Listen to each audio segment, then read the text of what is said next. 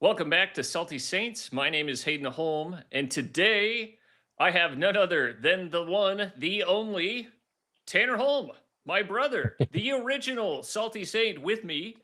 And we've got a little bit We of a back. special Yeah. today. Oh, what was that? So we're back. Yeah. We're back, baby. Yeah, we're more back than my grandpa, right? Who I think he just threw out his back. Anyway, so Uh, tonight we're talking Christmas. Is specifically we're talking Christmases for dads. We're getting into the weeds about questions like Elf on the Shelf. We're going to be talking about Christmas magic. When is the best time to spring that question or to have that honest conversation with your child? We're also going to be getting into some comments that we received from the Dads Need Friends Discord on some of the biggest struggles that they have with Christmas. And I'm going to introduce a fun little tool at the end that, if used correctly, will tell you precisely the exact moment that you should leave your in law's house if you are staying with your in laws over the holidays. All that and more on this show. So let's start off. First things first, Elf on the Shelf. Give me your honest feelings and don't hold back. And also, before we get Man. started, we're looking for a lot of feedback in the comments. So if you have anything, let's share your honest opinions with us, and we'll have some fun with this. But first of all, Elf on the Shelf, go. I hate it. I hate it. Don't like it at all. I don't Okay, I don't agree with its premise. I don't find it useful in any manner. I what think is the it's premise of yeah. Elf on the Shelf? So from what I understand, I might misunderstand it actually. So I've never done it before. Yeah, What social media has taught me is that the elf is always watching the kids, right? It's like Santa's right, little helper. right. They put it in different places in the house, and it's watching to make sure the kids are being good, and it'll report back to Santa if they are bad, right? And then they won't get presents. So we're Yeah. we're already creating this societal pressure or this societal, habit of being snitched on. It's like the pandemic all over again. There's a hotline to, rat on your So we're neighbors. Like, setting up a snitch line on our kids by yeah, bringing him Elf on the Shelf. Is we're that teaching them that's it's what you're saying? totally normal. The big brother's watching you. If you're not good, you'll your social credit score will get pinged and you're done. So that's man, I've already got my tinfoil hat on. Yeah, so But we're I think with reinforcing conspiracy theorists, a lot of conspiracy theories right here. Is that right? oh, 100%. Yeah. Yeah. I think at its base, and I might be wrong, I've also seen people with Elf on the Shelf, they'll like set it up like the elf's doing something naughty. So if like the kids are being too rowdy, the elf in the middle of the night will go and like break something of theirs or something. I don't know. There's a lot of like Right. crazy traditions and things that people use the elf for. But at the end of the day, I think that it's an extension of some of the cantankerous, rottings of the culture around Santa Claus and the commercialism of Christmas, right? Okay. Where they're using it's just a manipulation tool, right? You're just using Elf on the Shelf to get your kids to behave, and you're, threatening the withholding of presents. But it's not even like decent manipulation. It's not even honest manipulation because Okay, what do you're you mean by out that? you're outsourcing all of your discipline to Santa Claus. Like you're Right, not even right. being the Like bad how many guy. times did you hear that growing up? Like, hey, you better stay in line or else you'll be put on the naughty list. Yeah, you bet he's checking it twice. He's watching you all the time. And if Right. you are bad, he takes away your presents. So it's an act of cowardice at this point because we're not even disciplining our kids at that point. It's Santa who's being the bad guy and Santa who's being the good guy if you are nice and you do get presents, which happens regardless. Almost every time with kids, they're getting the presents. I've never heard of a kid outside of our own home who didn't get what they wanted for Christmas if they were Yeah. naughty or nice. So I don't know. Right, right. So you're just saying like it's a broken tool and parents keep leaning on it as a crutch, but it's actually not doing them any good because at the end of the day, they're going to give their kids the presents. No one is that heartless that they would withhold presents from their children. But everyone will say they will, right? Or they'll say Santa will, right? Yeah. So it's a cute, kitschy little Santa Claus cultural icon is the elf on the shelf that we've weaponized into this like extortion machine, that's forcing kids to do good things or to behave, or else they'll lose all Right. their presents. Man, And that's I pretty don't deep. I don't like that. Yeah. Maybe I'm taking it too seriously. Yeah, I'm that's just wrenching hardcore. it up over here. But You're in this one deep. yeah, I don't mess with Elf on the Shelf or Santa largely, but Yeah. I'm just being a Scrooge. Okay. Yeah. Well, and I get that. I will say my wife hates Elf on the Shelf. So Chanel, she can't stand it because she has taken it on herself to do Elf on the Shelf. I've told her, like, I don't want to do it. I think it's bogus.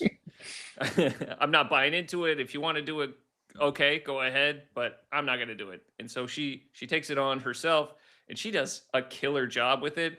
Like she goes all out. The other day, the kids found Jingle Bell. That's the name of the elf. They found Jingle Bell in like our guest bathroom, and he had like a snowman. He made a snowman out of the toilet paper, and he was like hanging out of them, and it was all decorated and stuff. On another note, Chanel has never been more tired in the mornings because she gets to bed pretty late, putting all these things together, and I hear a lot of grumblings. So those kids better appreciate it, for crying out loud, because she really is putting herself out there doing all of Well, these elves on the shelves. But it is tiring to keep thinking of a new way to bring out the shock and awe factor every single morning, and that's probably the most wearing effect of Elf on the Shelf. And so for question me, to I that see this point. and I'm just like, toss it. Just get rid of this. I don't want to do this. Get We it never out of had this there. growing up. We're fine, huh?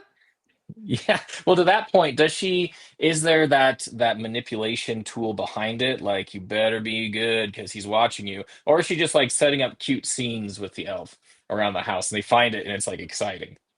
Yeah, she's setting up cute scenes. I think, and I Because better be I think, careful. But no, I think she sets up cute scenes around the house with it. I think that's the primary purpose. Is just like, wow, it's like the whole, yeah. you get like the Josh Groban in the background, and you get like the nice magical tinkling rainfall, children. And that's really the beauty of the Christmas magic. She loves Christmas magic. She's like, we Yeah. have to go all out for the children. And Oh I yeah. love her for that, because if it were just left up to me, it would be probably a very, very sad Christmas for the kids. It'd be a straight up Um, Charlie Brown Christmas every year. it Yeah, would be. 100%. Well, I think that's fine because we do something like we've done this once or twice in the past decade where we do Yeah. something called Dino November. I don't know if you've ever done Dino November, but like at night when the kids go to bed, you just Wait, get how do all you their spell that? Is it like die November, or are you like saying dino? dinosaur and Oh, I see. November combined, I like see. Dino November. You just get all their dino toys and then you set up an awesome scene of like an epic battle or something in a new room every day. Like you just do cool Okay. things with their toys and they wake up to it and they're like, oh, the dinosaurs woke up. Whoa. Yeah, it's so Yeah. cool. So I get that. If you're using Elf on the Shelf just to like bring a little bit of magic into the whole season, that's fine. If Yeah. you're using it as a snitch, like Randall from From Recess, Reset. Yeah. With if Miss you're using it Finster. like that, who's just gonna paddle on you, then I'm not a huge fan of that approach. That's what I'll say about that. I get that. I get that. Okay. All right. Well, let's get into the next question here. So, first of all, what is the best method that you've seen when it comes to pulling back the curtain on the Christmas magic for the older kids? Because So your kids are getting to that age, if I'm not mistaken. They're kind of getting a little bit older, maybe 2, maybe 3 years. Maybe they'll start to see like, hey, Santa, like all the packages from Santa have mom's handwriting on them. Wait a second. this is going to be heated. I can tell. In the people might not like this, but none of my kids believe Santa is like actually real. Like even my 4-year-old.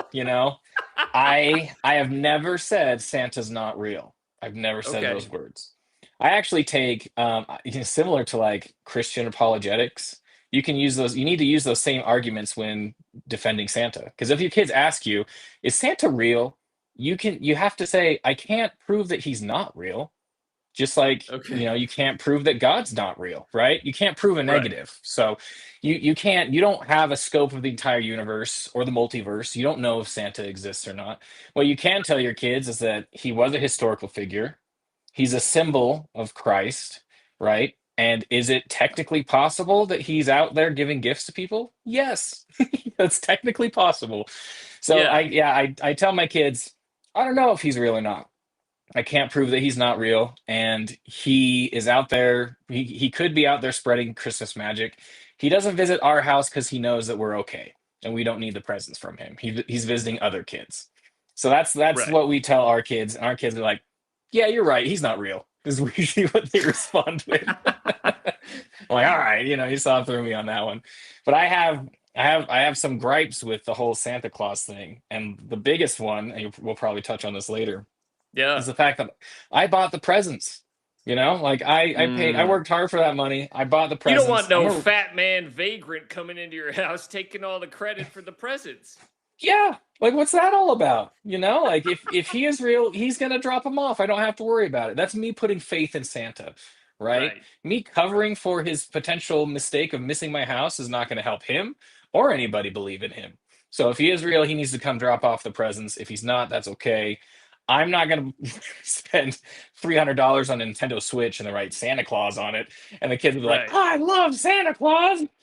Right. You're It's just like, sitting there, just dead eyed looking at him, just like, oh, yeah, Santa, and I got maybe that for you. that's Oh, maybe that's egotistical and selfish of me, but it's like I did that for you. I need you to recognize that I right. love you. I'm right here. I'm right I'm, here. I'm showing love to you. Don't give my I'm reward present. to Santa. Yeah, so I don't like that. I also like one of the really big things I've noticed, like you go to church after Christmas, or the kids go to school, and like their peers like, my Santa got me a go-kart, like Santa dropped Right. off a new PC for gaming and things like that, and the other kids like, Santa gave me socks. It's like, wow, Santa just hates you. I'm sorry, Yeah. that's Get that's wrecked, kid. terrible. Shouldn't have asked Yeah. for socks, Yeah, Timmy. he should have been better, I guess. So like the equality, the disparity among the gifts that Santa gives different kids in different households raises a lot of questions for kids, right? So Right.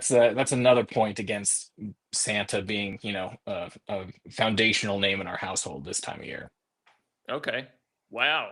Yeah, I can hear some bridges burning right now that you don't even indulge. Wait, so are you Yeah. saying that you just like you tell the kids but without telling them like, he's not real? Yeah. Well, I or mean, I or are just you saying that like if they ask you, you're gonna be honest with them? like I said before, I've never said he's not real. Okay. I'll hold to my word You're on that. doubling down on that. I'll Very double political down of on you. that. Yeah. Yeah, for the record, they'll grow up and they might say I said that, but I didn't. I was very careful with my words, I was very specific with my language. But I walked them through the thought pattern. I said, like he could be real, but he doesn't visit our house, is what I've told him. He doesn't visit our house, and we don't drop off gifts and write Santa's name on them. So I think that Have they that's ever kind of asked silly. why he doesn't visit your house? Yeah, well, they asked why, and I was like, "It's because we're doing okay. Because Dad works hard and he provides for our family, and we have enough money to take care of you guys for Christmas. That's a So great he'll go answer. visit the other ones. We don't need his Yeah. help, is what we say. You know, which is Yeah. good. So I, So you you didn't know, go with the whole approach like, yeah, he's a part of Mark Driscoll's church, so he hates us. he thinks He we're thinks we're demons. So demonic. Yeah. yeah, right. Well, I mean, it's like there's another point against Santa is the fact that you raise your kids believing this magic, and then one day they find all the presents in the closet with Santa written on them, and Mm, the whole facade just comes tumbling down. And they come to you and be like, I totally believed this guy was real, and he wasn't, and you told me he was real this whole time. And then as parents, we're all just like, gotcha, yeah, da, da, da, oh da, man, da. now get ready for church. It's like, That's oh right. well, you know Wait a second. Yeah. wait a second. So I mean, I just doesn't sit well with me to like prop up this illusion, and just to go so hard into it that they actually believe he's real, like a physical component of our universe, only Yeah. to like find out one day that he's totally an illusion, and that we propagated that on a level that they fully believe it, you know? Like Right. it doesn't like help your trust with your son or daughter. It I doesn't get build. It's not that. a special moment where it's like, oh, they lied to me, but I love them more for it. You know? Right. Maybe it is, but I disagree with it. No, I tell you, my trainer, the trainer on my mission, he told me that he was like 12 years old or something like that when his parents told him about Santa, when they pulled back the Mm. curtain and had the talk about Christmas magic. And they the process that they had was they got a camcorder, they set it up, they recorded it. It was kind of like a nanny cam that was hidden.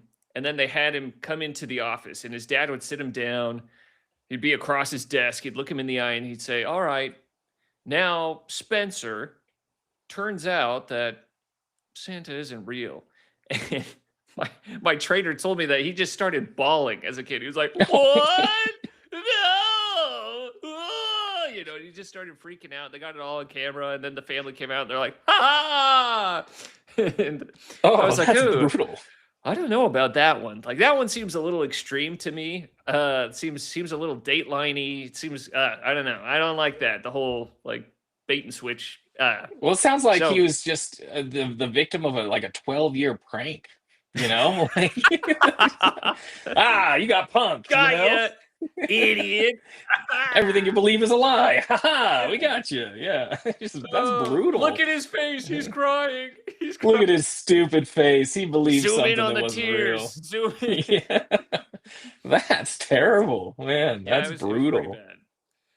bad. Yeah. Yeah. So it leads to the question: when did you figure out when was the magic gone for you as a kid? You know, I'm probably quite a cynical child. I was a very cynical child, you know, very I shrewd. know that. Yeah. Yeah, and it paid off in some ways, and others it was not great. And Santa Claus has the same handwriting as my mom, you know, very feminine, cursive from Very Santa, you feminine. know. Yeah. And there's just like a couple context clues around that. So I think I was around 5 or 6 when the whole facade came crashing down. When I, like Sherlock Holmes, pieced it together and then blew Yeah. the mystery wide open and realized that oh, it's just my dad carrying presents down that have Santa written all over them. You know, late at night. So Yeah. Yeah, so it may have had something to do with like expressing disappointment in one of the gifts you got from Santa, and then realizing how upset mom was getting about that present.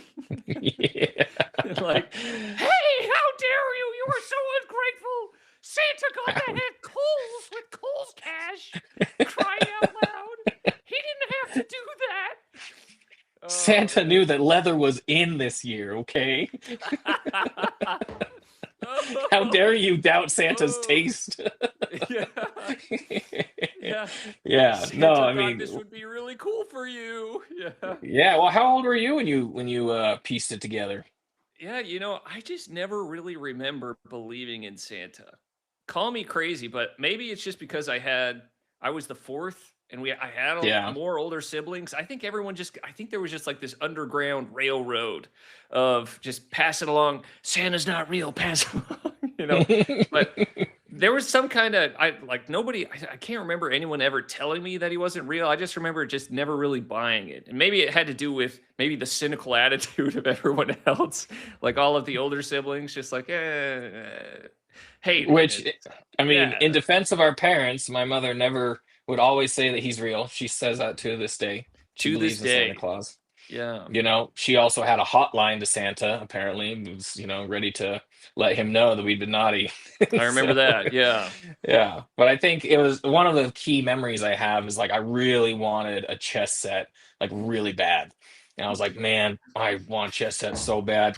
And then our older brother I Carter, really wanted remember. the Harry Potter books like super bad. And then so Santa gave me the Harry Potter books. I opened them up, I'm like, cool. And then Carter opens up a chess set, and I look at him. We make eye contact, like, oh, we got the wrong presents. Let's just Should we switch. just trade?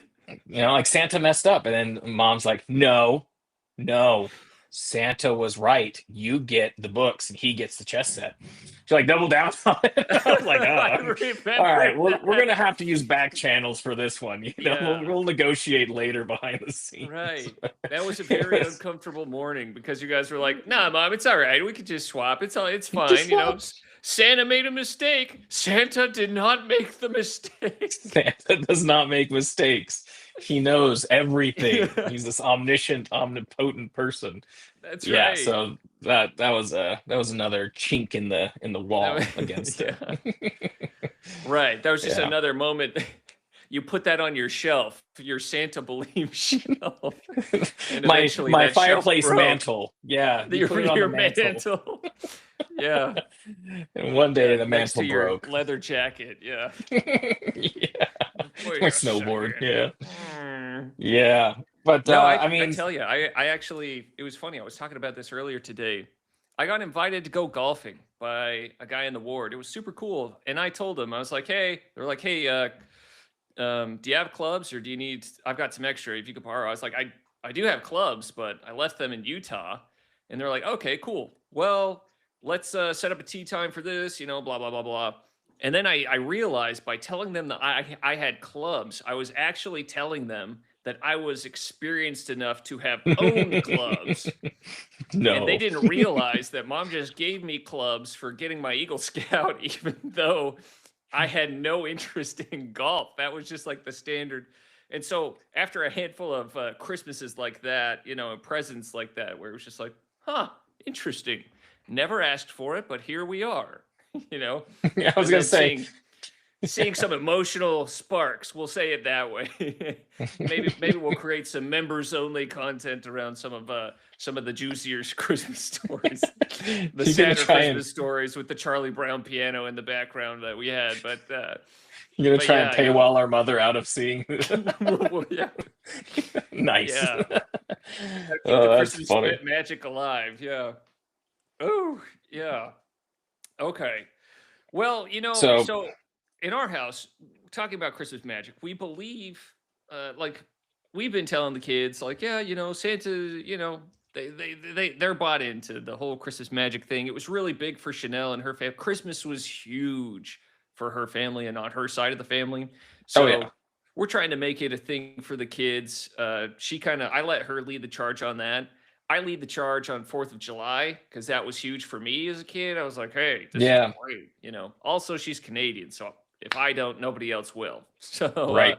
that's kind of the trade off we've made. And I'm all right with it. Eventually I think I've adopted that same stance. If they ask me, I'm not gonna go through any charade. I'm gonna tell them like, this is just something, this is a tradition. I'm not gonna call it Yeah, like magic or anything. It's a tradition. People do that, blah blah blah. I know some kids get really butthurt about it, but for the most part, it's like, yeah, if you probably got some bigger issues if you're getting pretty if you're getting traumatized by yeah. Santa, by discovering the truth about Santa. Well, yeah, and that's the thing. Like, and like, I recognize that I sound like the antagonist in a Hallmark Christmas movie. Like Yeah. I get that Santa's gonna appear to me one day and talk to my inner child and fix all my problems. But like the margin of like error or harm here is very minimal. Whether you choose to like teach your kids that Santa's real and like buy into the magic or not, you're not like ruining anyone's life really by doing it either way. I think that there's definitely some added value into inspiring some magic around the season. But I also think that Jesus is magic enough, maybe, to maybe we don't Hey, need maybe we don't need don't Santa Claus, compare it. Like, I know, call me the Grinch, but maybe Christ is enough for the season. So Yeah.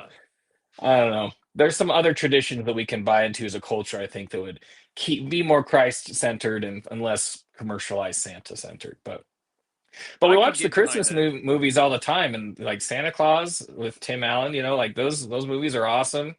They're great. There's a whole bunch of Christmas movies with Santa Claus that are super fun. So like, there's a lot of fun to it. Do you have to like fully believe that he's real to enjoy those? I don't think so. You know, Okay. I think that there's some danger. There's a little bit of danger into that when you start teaching your kids about faith and God and things like that, because boomers and the generations before them, like you ask questions and like, shut up, sit down, I tell you what's real and what's not real. And then you learn that Santa's not real. Like, yeah, you were stupid. Santa's not real. Duh. You know? And but they take the Right. exact same approach when it comes to church and when you have questions about church. You ask them like, hey, something's not really lining up for me at church and I'm not sure how to process it. Like, their answer would be like, shut up. Don't talk about it. You push that deep down inside and you let that go away forever. You just never bring it Repress up it. again and just go Right. back to church. I was like, no, that's not super helpful because eventually people just like believe that it's just like Santa Claus. It was all a facade. There's nothing real here because we can't address things honestly, and it kind of plays against you eventually. Okay. Yeah. You see, and that's pretty deep thinking. I've known plenty of kids that that grew up. They had the whole Santa. I think it was just they viewed it more as a tradition, and then when they got older, it was just like, yeah, he's not real. But they had that talk with their parents while they sprung that conversation on them. They start like reeling. They're like, oh, what is even real? And the parents are like, don't worry, we weren't pranking you about Jesus or anything like that.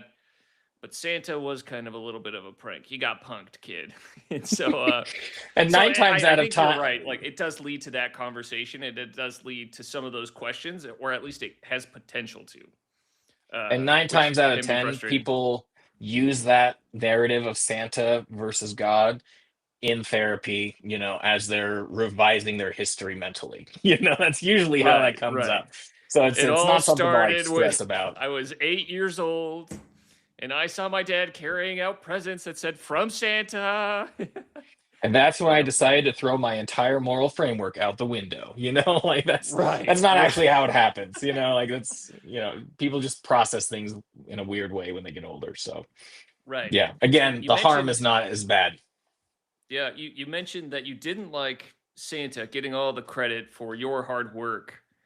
Oh yeah. Um, I'd be interested to hear. Let me know in the comments for anyone else that's out there. What are your thoughts about this? Do you think that Santa, jolly old Chris Kringle, is taking credit for your work? How do you feel about that? If not, why? Why aren't you upset about that? I can definitely see that line of argument. I tend to err on the side of like I would rather my kids know that that these presents came from dad, because once they realize that Santa's not real, guess what? They're gonna blame who? They're gonna blame Yeah. dad.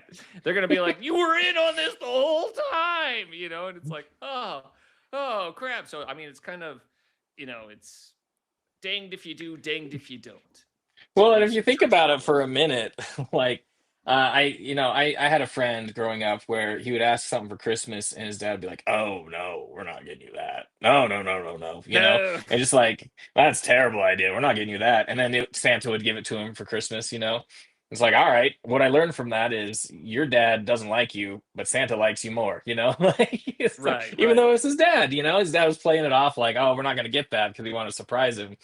But the kid sees like, oh, dad said I couldn't have this, but Santa gave it to me anyways. Dad, Santa rules, Santa's and I my should real ignore dad. friend. Yeah, I want Santa to be my dad, dad's a chump. Yeah. Yeah, for So real. so Santa, what the version of Santa that you're talking about? Yeah, because we can now call that the just like the evangelicals do to us, where it's like that's a different version of Jesus. We'll say that you have a different version of Santa, maybe. And so Yeah, maybe in your version of Santa, that's a little bit more cynical, but it seems like that version of Santa is more. You've seen Jingle All the Way.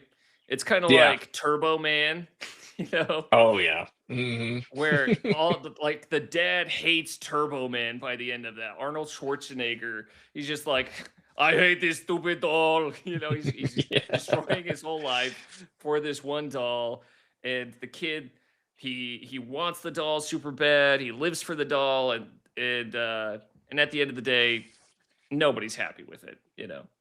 Yeah. Oh yeah.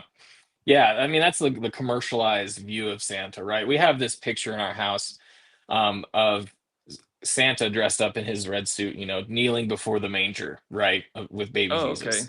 There And you that's go.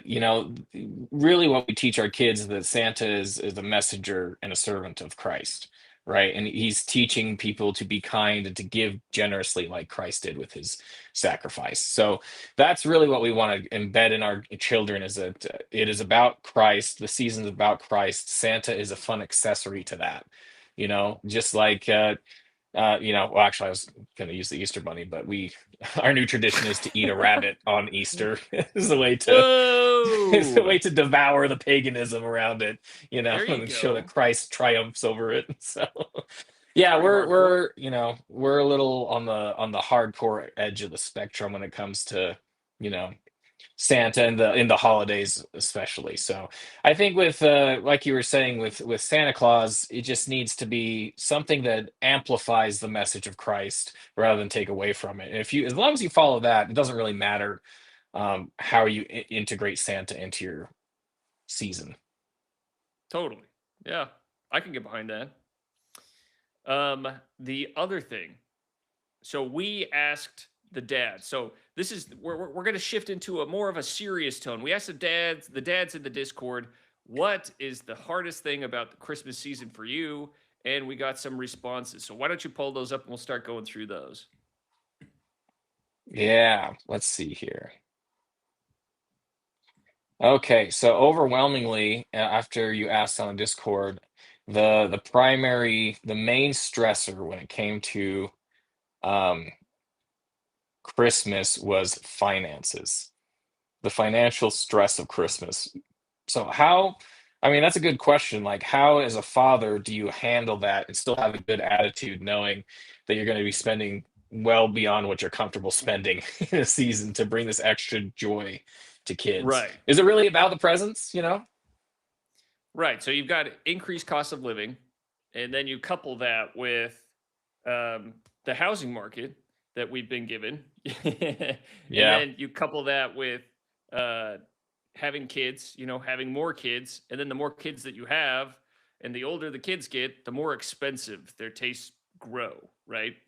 For example, like a baby, yeah, they don't care what you get them. Toddlers, for the most part, you can fool them with like dollar store stuff. But once the kids get older, they start looking at their friends and they're like, "Oh, Dad, can I get like a Nintendo Switch or something like that?" And it's like, "Okay, all right, well, yeah, time to buckle up because this is going to get a little pricey."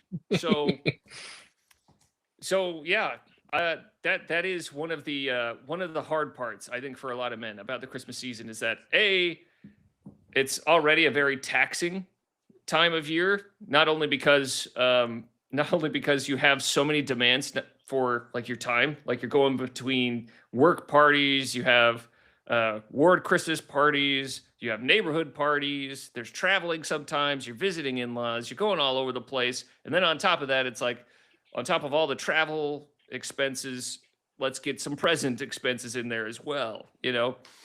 And so Yeah. it's stressful, it's difficult, and that is challenging. It reminds me of It's a Wonderful Life. It's like expenses can really drive a man to some pretty dark places. And so I think that's another reason why holidays can be really tough for specifically dads, especially when times Yeah. are tough and finances are getting tight. I 100% resonate with that. Yeah, well, men, your identity is tied up in your ability to provide, whether you Yeah, like it or not. It's a foundational part of your identity. So having a Christmas where you don't have many gifts under the tree is difficult. It right. resonates poorly with you. Like, man, you feel like a failure in some sense if you're not careful. It's like a slap You to your know. pride a little bit. Yeah, especially when you have to cut half of those presents out and give them to Santa to give to the kids. Right. Right. And So it makes somehow things Santa really starts tough. giving the more expensive gifts to the kids. Like, oh boy, Well, wow, a new bike. It's like, oh, and you then can't there's go without the implications bike. there, right? Like if Santa if you have a bad season, right? Like let's say you get laid off right before Christmas Yeah. and all of a sudden you can't buy as many presents. Does Santa just like love you less as a kid because dad didn't have a job, Like, Yeah. because all of a That's sudden you're right. gonna have fewer gifts under the tree. So yeah, it looks like we've got a comment from Atomic Rex. Says we've always done stockings from Santa, but gifts under the tree are from us. And see, Okay. I think that's good. I think that's a good That's a compromise happy medium. because Yeah. yeah, because it's contained, right? Like the stockings are usually small gifts, little things. That's usually not expensive, and that I feel like that's more historically accurate to what the culture, the legend of Santa Claus is. It's usually something small like that. So, oh, and it looks like we've got one from Through the Mist who says, "Yeah, I'm not pretending Santa's real. No Santa, no Tooth Fairy, no magical elf." Oh man, that's Hey, another one that I failed really bad on the was Tooth Fairy. the Tooth Fairy. Because I just like my kids just like lose a tooth now and they just come up to me like, "Can I have a dollar?" Like, "Can I just get it out of your wallet?" I'm like, yeah, I mean, I tried with the facade, but like I kept Oh forgetting. yeah. And there's only so many times you can gaslight them into like, check your pillow again and rush down before them and slip the Uh-oh. dollar under. Yeah. So last year, I just kind of gave them like, oh yeah, the Tooth Fairy stopped by and said I should just give this to you. Just like pulled out $1 on Here my you go, wallet, kid. put it on there. Can you break a So yeah, they five? yeah they gave up on that. Like, oh, it's an IOU from the Tooth Fairy. Yeah. Well, the Yeah. problem I've had is two of my kids have lost teeth and swallowed them. So like they Oof. like try and pull it out and they just push and it just goes right back into their throat. They swallow it and they're like, "Dad, what do I do? Should I?" And I'm like, "No, no, no, nope, nope. We're not collecting that any other way. It's gone for all intents and purposes. So Mom and Dad are just gonna write a letter to the Tooth Fairy and stick that under your pillow." That's how we navigated that one. But at the end of the day, I am not on board with 100%. Like if the kids ask, I'm not gonna perpetuate any kind of lie on that one. I'm like, yeah. I remember distinctly the Tooth Fairy as a kid. I remember that magic being destroyed because it was one morning. It was 7 o'clock in the morning, and I remember it was right before school, and I think Dad was running late for work, and I remember like waking up because I remember smelling Dad's cologne, and I was like, "Oh, what?" And then I remember seeing Dad in his garments just running out of our room. And I was like, "What?" Yeah, and then I look under my pillow and I'm like, "There it is." And that was the Tooth victory we Fairy is a saw. member of the church. The That's Tooth Fairy is right. endowed. Wow. The Tooth Gone Fairy through the shops at temple. Deseret Book. Yeah. Oh yeah, that's great. Yeah. The That's poly funny. cotton. Look at The that. poly cotton. Wise choice, Tooth Fairy. Very Yeah. You don't breathable. want to be doing that with mesh. Yeah, that pulls hairs. You don't want to do Yeah, exactly. that. Yeah. But to your point, the next biggest stressor for dads during the holiday season is spending time with in-laws. That's Yeah. the next biggest one. Yeah, which I mean, I think you have a lot more to say on this than I do because I don't spend much time with the in-laws during the holiday season. So I'll let you I don't either. address why that is. I have a couple of times. We have gone up with Kevin and Carol a few times, and it's just hard. It's not that like with us, it's not like personality clash or anything like that. As much as every time we've traveled with kids over the holidays, one of my kids, without fail, will get sick. And then if they get Mm, sick because everyone is staying together in the house, you just see this chain link reaction of everyone else just getting sick. And you can see it just like the Death Star blowing up. You could see that this is just going to blow up right in your face, and it does. And then you get home. And by the time you get home, you're dealing with sickness yourself. That's usually when you get it, is right before you get home. It's like a little going away present, And so the whole time here you you're up go. there, you're stressed out because in the middle of the night, your kids are crying, they're throwing up all over themselves, they're not sleeping well. And there are a few things in life that are more stressful than a screaming kid in the in-laws house, or in somebody else's house in general. Oh yeah. Because you're like, "Oh no, oh no, do something," because a lot of times there'll be other like siblings over and stuff, and you're just like, "Please, please be quiet, please." So I have found the most relaxing Christmases and holidays of my life have been when I just get to stay at home and I don't have any visitors and I don't have any guests, and it's just nice. It's easy. Those nights are silent. Those nights are holy. Oh Now yeah. we're at the point where, I mean, we have 5 kids, so we have told everybody at this point, like, we are more than happy to have people over, but we're at a stage of life where traveling right now over the holidays, it's just off the table. With the Yep. kids the ages that they are, we're like, nah, more than happy to have you, but we're not going out of our way. Yeah, well, you get enough kids eventually, either in quantity or, they start getting older, where you have to start forging your own traditions and your own celebrations, right? You become more fixed in your home. Like, all right, people can come to us rather than we go out because it's just, you got to focus on your kids. At the end of the Right. day, extended family is great, and it can really enhance the season, but at some point you have to kind of forge your own path. And some of our traditions don't mesh well with our parents' traditions and things like that. So just want to take the wheel for a little bit. So that's interesting. What tradition do your in-laws do that doesn't really mesh with the traditions you guys have? Well, I think Santa is a big factor for both, Hannah's parents and my So, parents, so are our your kids parents. like ruining Santa for their cousins?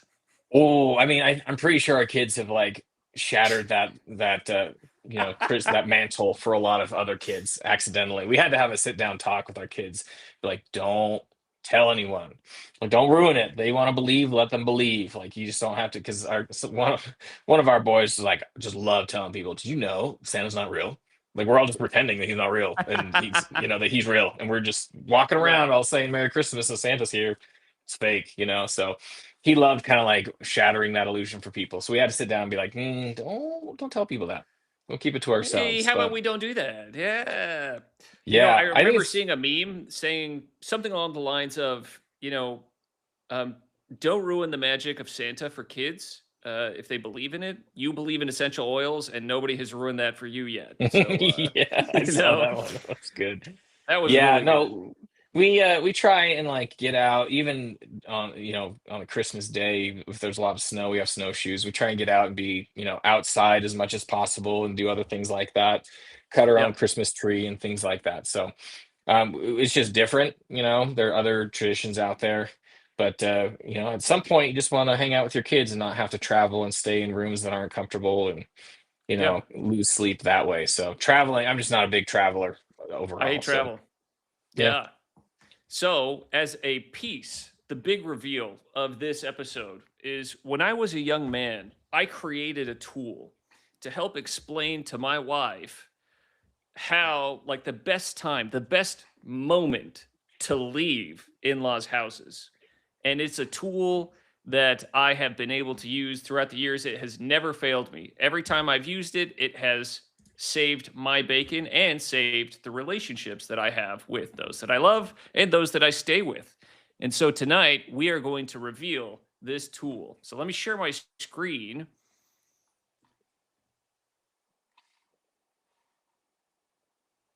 Okay.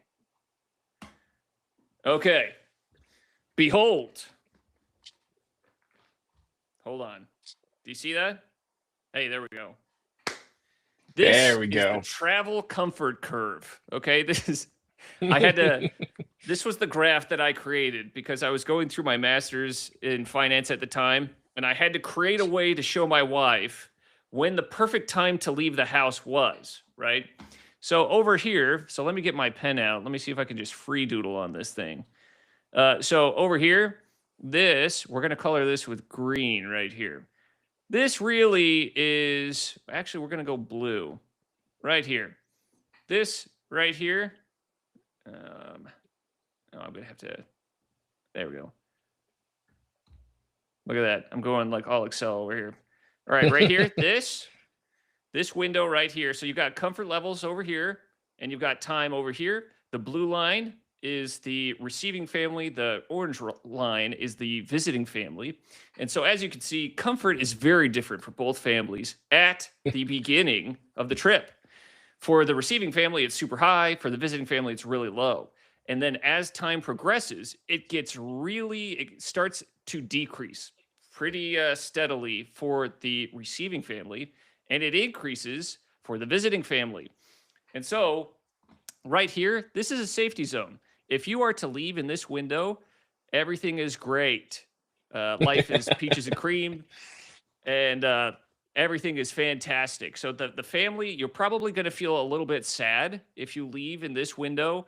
The in-laws are going to be a little bit sad, but that's a good sad. That's like a Seinfeld stopping sad. You stop because you want it to be a good thing. You don't want it to die, because Yep. either you die a hero or you live long enough to see yourself become the villain. And that's what we see later on in this curve. So right here, this is actually the best time to leave. This is what I call the this is the golden window of opportunity right here. This is when we need to leave. So when the comfort levels of the receiving and visiting family intersect, you have a Oh yeah. window. So once you're about the same level of comfort, you have from there until your discomfort level intersects at that point to get out of there. And this is a good opportunity as well. Like if you leave it during this window, the family is happy, they're content. Both families are like, hey, that was fun. Wasn't that great? You're satisfied. Both of you are probably feeling a little bit like you need a break at this point, right? And so Oh yeah. when they leave, both families are like, whew, I had my fill and I'm ready to get back home. And then the final segment down here, this is what we call the bridge burn point. All right. So the bridge burn point, this is the quadrant that happens after here, right there. So this is when both families, their comfort levels intersect at the bottom end of the comfort level over here. So neither family is happy. Both of them are uncomfortable. They're stepping on each other's toes. Life is miserable. And at this point, you are going to destroy relationships if you stay in Oh that yeah. house any longer. So this is a sad place, you know. You want to stay away from that place at all Well, costs. You need to avoid that place. yeah. Well, see, here's the thing that you need to note that's very important is the person who is more closely related to the family you're visiting. So if you're going to your in-laws, it would be your wife. She is Right. blind to this. And when you go to your family, you are blind to it. It's your job as the in-law to let your spouse know when that golden window of opportunity is, because they can't sense it as well as you can. You have an outside perspective, and they have an outside perspective when you're at your parents' house, right? So Right, it's right. very it's a this whole graph indicates a level of trust that is needed between you and your spouse when you so like when you visit with your in-laws. You got to be able to tell your wife like, hey, it feels good right now because we're not cooking dinner. We only have to do half the dishes. Like, this is Right. fun right now, but we got to pull the parachute cord right now, or it's going to get Real fast. nasty quick. Real fast. Yeah. Yeah, real fast. So it requires the level of trust with your spouse to see something that you might not be able to see. Right. And you bring up a really good point. Um, when you visit in-laws, I don't know if this is just me, but I noticed that when you visit family, there's a tendency for the spouse whose family it is to kind of revert back to being a child, right? Oh yeah. Of their parents, and so they start getting more comfortable. And you can see that because you're not in that you're not drinking that Kool-Aid. You're like, wait a second, we're still adults here. Wait a minute, hold on. And so if you see them, because you're going to sense that your spidey senses, your adult spidey senses are going to say like, they're starting to snip a little bit more than usual. So we better get out of here, or we're going to start burning some bridges, right? So this is You the watch your window. spouse, you're watching your spouse, and they're watching you every time just devolve, right? You're just regressing like an animorph back into the animal that you were before you got married. Like Right, you right. gotta, it's a frightening thing, right? So you gotta know when to like pull out of that nosedive and be like, we gotta get out. This is while everyone's still smiling, or else it's gonna get bad. Right. So yeah, that's a very valuable chart. I like It's that a one. it's a tool. If use it with great tools comes great responsibility. So now right here, this is the final piece, and it needs some explaining.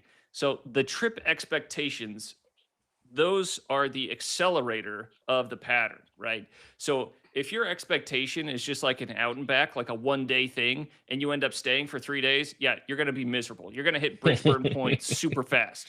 But if your expectations are like, we're going to be there a week, and they know that they're going to have you for a week, and you try and make the best of it, then you slow the decline of the discomfort on that curve, Mm. right? But if they expect you to like clean up after yourself and to cook some dinners and stuff like that, but you expect them to do all the stuff and you expect to not clean up or do anything like that, then that's also going to accelerate that curve and bring you closer to bridge burn point a lot faster. So this is the tool. Absolutely. Fantastic. Be sure to use this. Bring this up with your spouse before you get into the holiday travels. And this hopefully will save some relationships out there. But this has been forged in the minds of relationships. So we've got some comments to catch up on. All right, We've let's bring them got up. we've got a super chat from Through the Mist. Thanks, man. That's awesome. He That's says, Sam. That's right. That's Sam. The elf on the shelf, or the elf is the only thing that is left on most atheist shelves. It blows my mind. That is my salty take. You guys are the best. I screen grabbed that graph. Look at that. That's Wow, funny. So atheists are known for Elf on the Shelf. Is that right? That's a thing in the atheist Maybe it's a community? secular thing, you know? That's another point against Santa Claus, you know? So they're like, But hey, that's do me they grinching out. weaponize Santa as well as a means of like strong arming Well, obedience? they see Santa as a god they can control, right? That's what they see Santa as, because Okay. at the end they are Santa, right? So, yeah, Yeah. that's good. All right, we got some other comments. We've got Dan Johnson. He says, "I'll never forget the year I lost my job in November. One ward member found out and gave me a $300 handshake at the gym. Then another neighbor gave us a basket of stuff with $400. Very humbling." That's awesome. See, that's Man, true look at Christmas that. spirit right there. That's the That's Christmas great. miracle right there. Yeah. He also said, "A few years back, Santa showed up at our ward party, and my daughter wanted to follow him out to watch his sleigh fly away. We had to wriggle our way out of that." Yeah, yeah. See, it puts you in Ooh. awkward situations where you can't explain everything. You know, you start dancing around the subject. So, and then we've got Carly. Carly's in the chat. Carly Maxfield 2147. Hey. She says, "Ooh boy, you are totally pulling a Corey right now and trigger my trauma having family councils with grabs." Yes. Oh man, we need to do we need to get her on here and do a family council We could live do a stream. family council live stream. I don't think the Talk, internet's ready for that. no, that would we can talk about how to do a family council or not. So that would be Yeah. yes, I remember those family councils and they were rough. They were rough. Very They corporate. were rough. But got the message across as It was graphs fun. do. Well, Yeah. the thing is, I don't know if this is the same way with Hannah, but with Chanel, every time she suggests like a family council, my ears just immediately go up, and I'm just like, I thought everything was going fine. What's wrong? What's the matter? I thought we were going. What happened? You know, and she's like, no, I think nothing's the matter. You know, I just want to talk as a family. Can we just do that? And I'm like, but where does the screaming happen? Yeah, like that's a family home evening. Family council, you bring the pitchforks and the That ain't torches no to. family council. Yeah. Family council takes place in the octagon, you know? That's Like, right. Ding ding. yeah. That's awesome.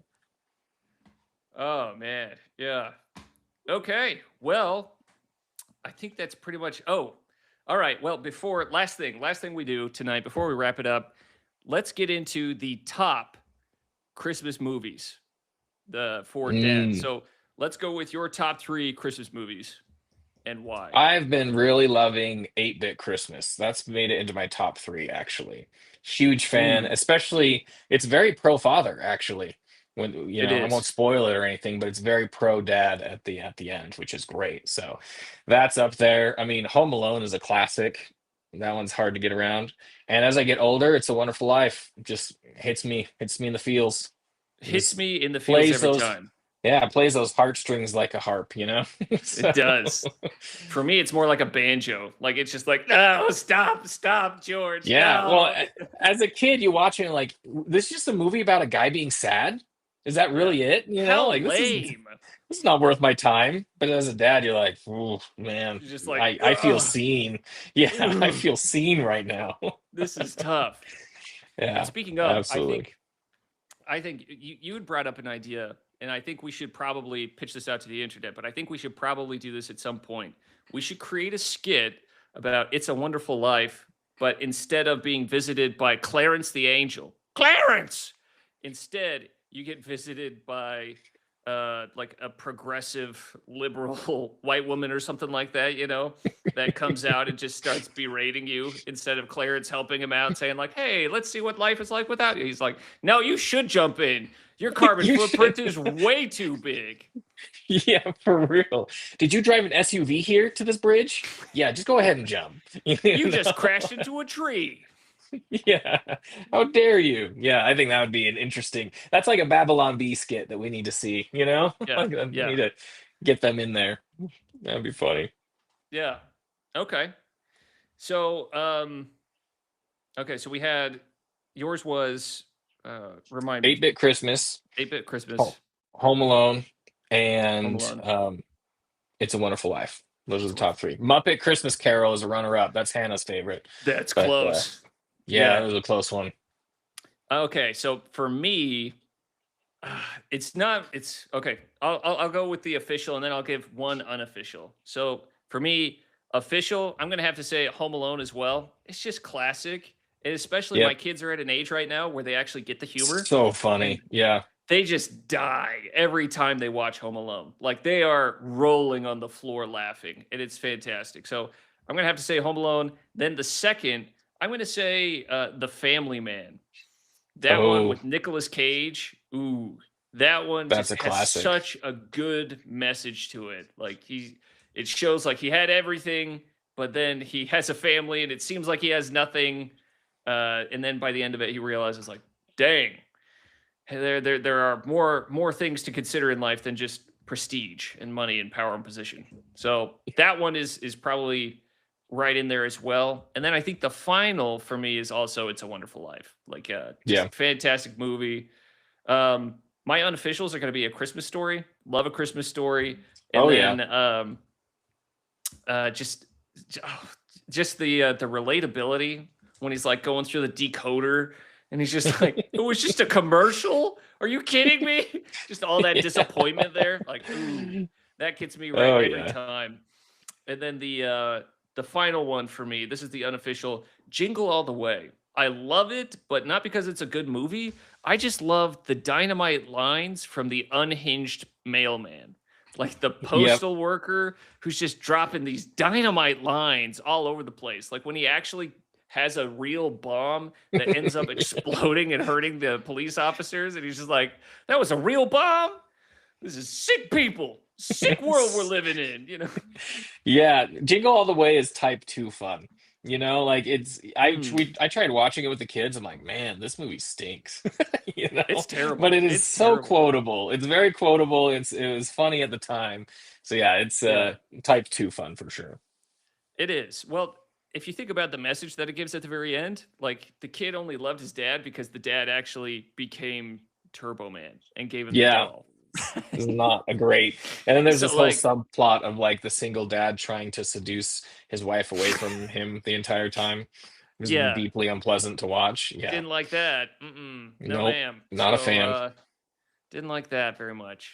Yeah. Well, on that note, I think we're probably going to start wrapping it up. So hopefully we've given you some tips that you could use in your holiday travels, your holiday journeys. If you are a dad out there that's having a rough Christmas, if things are tight, what is your advice to that dad? Come join us at dadsneedfriends.com. Jump in our Discord. Come hang out with us. Come vent to us. We have weekly campfire chats. We've had a couple guys get in there and say, "Hey, I haven't been able to say this to anybody else," and they just vent, and it's very helpful. So if you're dealing with in-laws, like slip away, get in the bathroom, call us up, and come vent. You know, Send some so memes. Yeah. yeah, We've got get a some whole memes in there. fatherhood chat. We got a marriage chat in there. Like you can just vent away. We'll be here. Absolutely. Yeah, we'll talk you through it. Yeah, we should do that. We should have like a man, that would be talk about a A great skit. hotline. Could you imagine Yeah. like a hotline for dads? Yeah, Like, we need to hey, do that. hey, my wife just asked me where to go for food, and I already asked her 3 times, what should I do? And it's just a guy like, hey, Or calm down, calm down. This is actually what's happening. Or like, hey, my mother-in-law just asked to go to dinner after my wife made food. What should I do? You know, and it's like, yeah, okay, this is a tricky one, but let's remember your training, you know, and just walks you through the whole thing. That could be or great. the in-laws invited us to stay till New Year's. What do I do? You know, like how do Yeah. I say no and get out of there Help. politely, kind of a thing. Yeah, Yeah. exactly. Oh, That's I love awesome. that. Yeah. So we'll start working on that content. In the meantime, you guys hop into the Discord. That's dadsneedfriends.com. dadsneedfriends.com. In the meantime, we got Tanner home. I'm Hayden home, and this is Salty Saints. We'll see ya.